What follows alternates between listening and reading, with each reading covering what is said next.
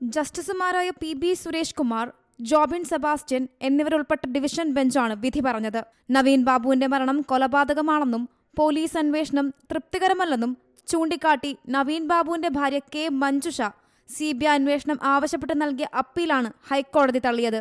അന്വേഷണം നേരായ വഴിയിലാണെന്നും നവീൻ ബാബു ജീവനൊടുക്കിയതാണെന്ന് പോസ്റ്റ്മോർട്ടത്തിൽ വ്യക്തമായിരുന്നുവെന്നും സർക്കാർ കോടതിയെ അറിയിച്ചിരുന്നു. അതേസമയം SIT അന്വേഷണ പുരോഗതി കുടുംബത്തെ അറിയിക്കണമെന്നും DIGയുടെ അനുമതിയോടെ മാത്രമേ കുറ്റപത്രം നൽകാവൂ എന്നും ഹൈക്കോടതി ഉത്തരവിൽ വ്യക്തമാക്കുന്നുണ്ട്.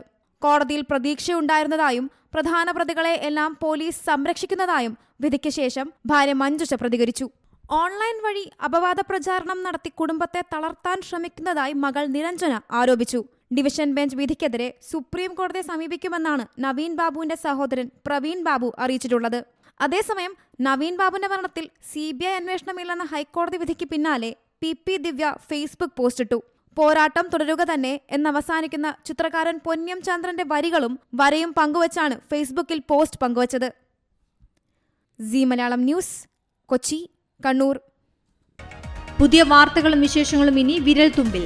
എല്ലാ ഡിജിറ്റൽ പ്ലാറ്റ്ഫോമുകളിലും ഇപ്പോൾ സീ മലയാളം ന്യൂസ് ലഭ്യം.